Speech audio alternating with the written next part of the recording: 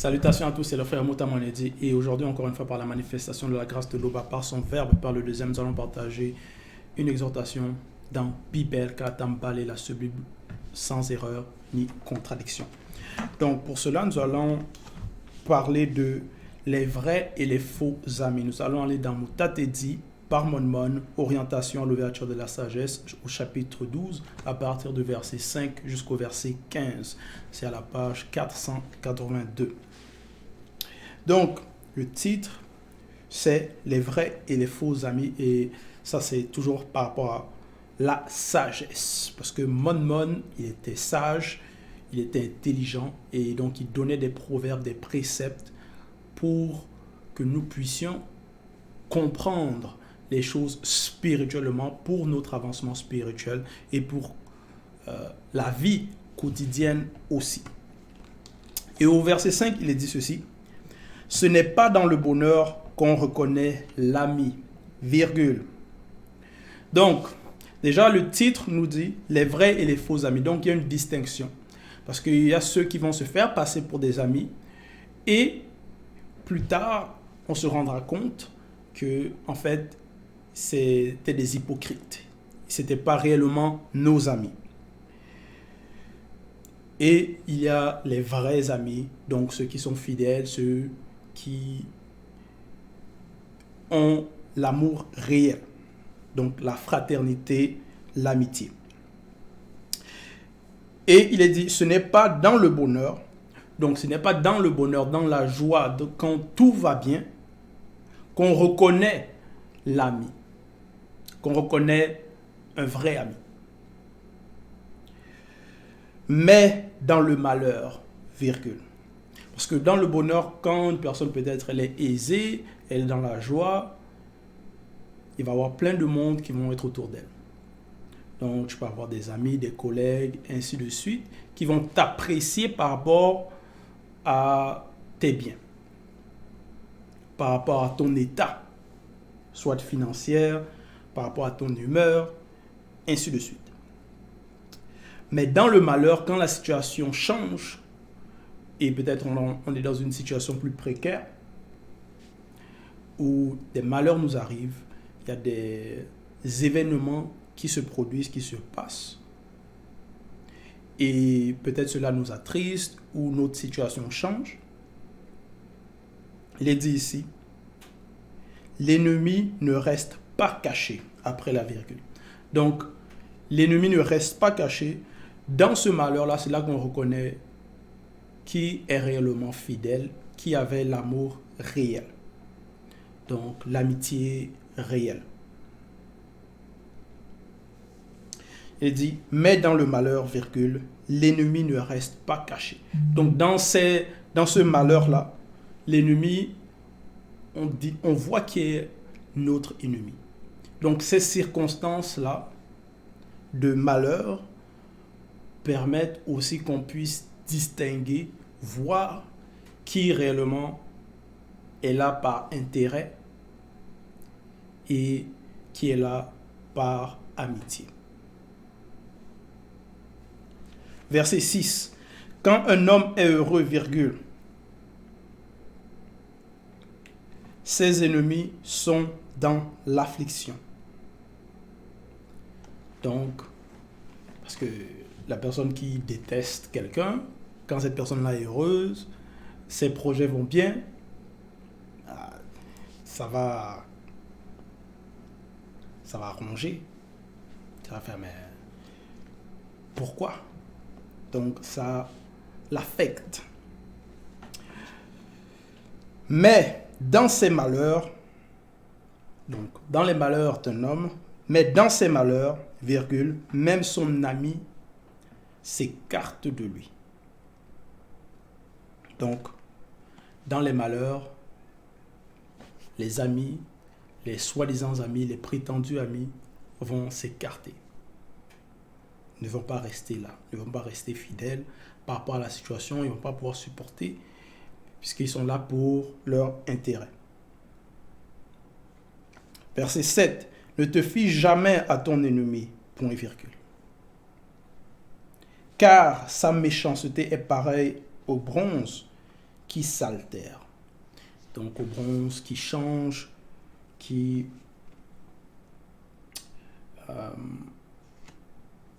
se modifie. Et pourquoi le bronze? Pourquoi il y a l'exemple du bronze? Pourquoi il y a la comparaison entre l'ennemi et le bronze? Point d'interrogation. Mais on nous apprend ici, Mon nous exhorte ici de ne jamais se fier à notre ennemi, à ton ennemi, de ne jamais se fier à nos ennemis. Verset 8. Même s'il fait l'humble et chemine courbé, virgule, fais attention et prends garde à lui. Point virgule. Sois pour lui comme un polisseur de miroir, virgule. Sache qu'il ne restera pas toujours taché de rouille. Point. Donc, ici on nous fait comprendre aussi que dans certaines situations, même s'il fait l'humble et chemine courbé, donc il va avoir une apparence, montrer un certain état. Que non, c'est quelqu'un de humble, il chemine courbé, donc ça va aussi montrer par rapport à son humeur qui peut être changeante. Parce qu'il va présenter une facette d'humilité. Mais on nous dit ici de faire néanmoins attention. Donc, comme le frère aussi avait fait l'exhortation par rapport à ne pas se fier aux apparences. Sois pour lui comme un polisseur de miroir, sache qu'il ne restera pas toujours taché de rouille. Point. Donc, les ennemis, par rapport à leur humeur, leur facette, ce qu'ils vont présenter. Donc, ça peut être changeant. Un coup, il va te montrer que non, que c'est quelqu'un d'humble, c'est quelqu'un de peut-être gentil, mais au fond, il dissimule sa vraie nature et dès qu'il a l'occasion, il va te montrer bien que, en fait, il ne fallait pas le faire confiance. Il fallait faire attention. Verset 9. Ne le place pas auprès de toi, virgule, de peur qu'il te renverse et qu'il prenne ta place. Point. Verset 10. N'en fais pas ton adjoint, virgule. Donc, on le constate aussi même par rapport à plusieurs non-initiés qui peut-être ont des postes élevés, selon le visible. Ils vont mettre des personnes qui, en fait, sont leurs ennemis, qui sont là par intérêt. Ils vont les mettre à côté d'eux. Mais, dans la suite, plus le temps avance, quand il y aura l'occasion pour cette personne-là, c'est cette personne-là qui va même le renverser, qui va faire ce qu'on va dire des coups d'État pour prendre la place. Donc, c'est pour ça que, normalement, dit ici, n'en fais pas ton adjoint. Sinon, il cherchera à s'asseoir sur ton siège, virgule, et tu seras trop tard, virgule, piqué par les regrets, virgule, que j'avais bien raison de t'avertir ainsi. Point. Donc là, ça, c'est les paroles d'un sage connu. Ce sont des clés de la sagesse, de l'intelligence. De faire garde, de se méfier. Ne pas mettre n'importe qui à côté de soi. De ne pas non plus se fier aux apparences. D'avoir le discernement. Qui sont les vrais amis? Qui sont les faux amis? Verset 11, il est dit, « Qui plaindra le charmeur mordu par son serpent, virgule, ou tous ceux qui affrontent les bêtes fauves. » Point d'interrogation. Verset 12. « Tel est celui qui fréquente le pécheur et qui se laisse impliquer dans ses péchés. » Point. Parce que une personne qui va fréquenter les pécheurs, les gens de mauvaise vie, les ennemis, les faux amis, ceux qui vont contre les lois, les préceptes, même les lois morales, et se laisse impliquer là, donc se laisse entraîner dans leur péché, dans ces mauvaises voies, ça va affecter aussi la personne. Donc cette personne-là, l'exemple a été pris ici, qui se plaindra du charmeur mordu par son serpent. Donc, dans ce chemin, on va être comme mordu. Donc, il y aura des attaques, des épreuves, les démons de circonstances, ainsi de suite. Tout cela parce que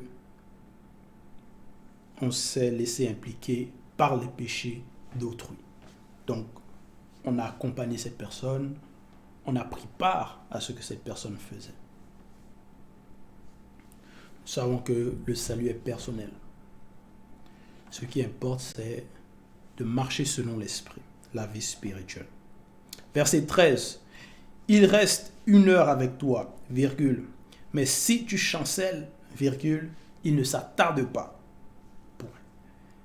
Ah oui.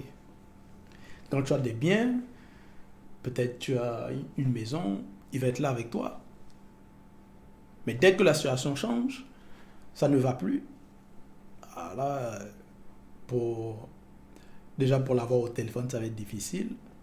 Ainsi de suite.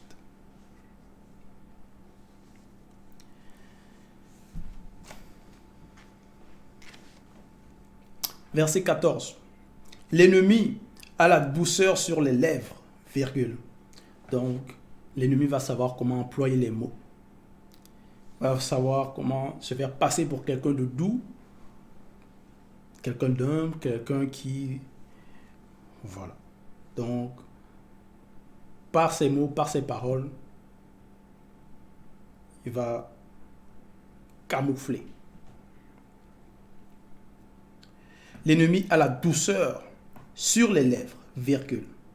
Mais dans son cœur, il voudrait te précipiter dans une fosse. Point. Donc les gens mauvais qui sont contre les lois morales. On dit ici, mais dans son cœur, donc dans le cœur, dans leur cœur, à l'intérieur, la nature même, ses désirs, ses sentiments, c'est de nous faire périr. Verset 15. L'ennemi peut avoir les larmes aux yeux, virgule. On le voit. Parfois, il y a des personnes, quand ils se font attraper par rapport à des crimes ignobles qu'ils ont commis, ils vont parfois pleurer, essayent de se faire passer que non, que soi-disant ils regrettent, ou ils vont essayer de demander pitié par rapport peut-être à la famille de la victime, ainsi de suite, que non, pardonnez-moi, voilà, ainsi de suite. Donc on va savoir comment utiliser les mots. Donc l'ennemi peut avoir les larmes aux yeux. Mais s'il en trouve l'occasion, donc après la virgule, mais s'il en trouve l'occasion, virgule, il sera insatiable de sang. Point. Et oui. Parce que quand ils commettent les actes ignobles, ils aiment ça. C'est l'occasion, quand la personne se croit seule, croit qu'elle n'est pas en danger, croit qu'il n'y aura pas de conséquences, elle va bien vouloir te faire souffrir, bien vouloir te piétiner, te montrer, t'accabler, faire couler le sang. Donc, le vice, la violence. Mais dès qu'on l'attrape, maintenant, il va essayer de jouer la victime. Alors que peut-être c'est la même personne qui disait, tu sais qui je suis. Quand elle essaie la personne essaie d'accabler autrui. Donc, elle essaie de montrer que non, soi-disant, elle a la force. La personne. Donc, l'ennemi peut avoir les larmes aux yeux, virgule, mais s'il en trouve l'occasion, virgule, il sera insatiable de sang. Donc, il faut se méfier. Il faut avoir le discernement par rapport à qui sont avec nous. Donc, les vrais et qui sont contre nous, qui ne sont pas avec nous. Donc, les faux, les personnes fausses, qui aiment la duplicité, se faire passer pour ceux qui ne sont pas, montrer peut-être certaines images que non, c'est comme les arnaqueurs.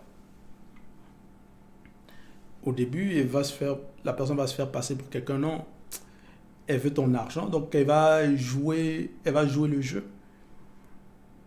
Te montrer que non, fais-moi confiance, tout va aller bien. Elle va insister, t'appeler, tout.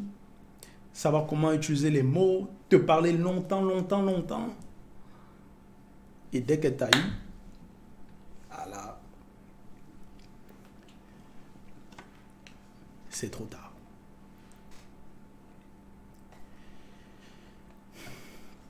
Donc, c'était l'exhortation, c'était le message, c'était le partage.